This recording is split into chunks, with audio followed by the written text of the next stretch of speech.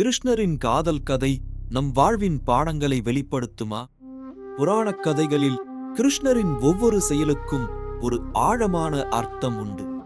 நரகாசுரன் எனும் அசுரன் ஆயிரக்கணக்கான பெண்களை சிறைபிடித்து வைத்திருந்தார். அவர்களின் நிலை பரிதாபகரமானது. கிருஷ்ணரின் தெய்வீக மனம் அந்த பெண்களுக்கு விடுதலை அளிக்க தீர்மானித்தது. நரகாசுரனை அழித்து 16,100 பெண்களை கிருஷ்ணர் விடுவித்தார். ஆனால் சமூகம் அவர்களை தங்கள் இல்லங்களுக்கு ஏற்க மறுத்தது. இதனால் மனமுடைந்த அப்பெண்களுக்கு ஒரு கௌரவமான வாழ்வு தேவைப்பட்டது.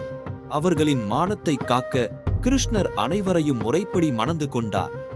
மகாபாரத போருக்கு முன் துரியோதனன் கிருஷ்ணரை தன் வசப்படுத்த ஒரு சதித்திட்டம் தீட்டினார். கிருஷ்ணரை மது அருந்தச் செய்து அவரை மயக்கலாம் என்று எண்ணினார்.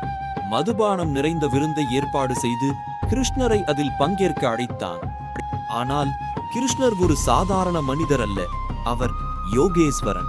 அவர் மதுவை அருந்தினாலும் அதற்கு கட்டுப்படாமல் தனது தெய்வீக சக்தியால் அதை நீக்கி தனது கடமையில் உறுதியாக இருந்தார்.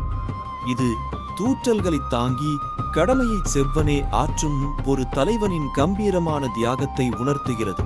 கிருஷ்ணரின் ஒவ்வொரு லீலையும் ஓர் ஆழமான தத்துவத்தை வெளிப்படுத்துகிறது.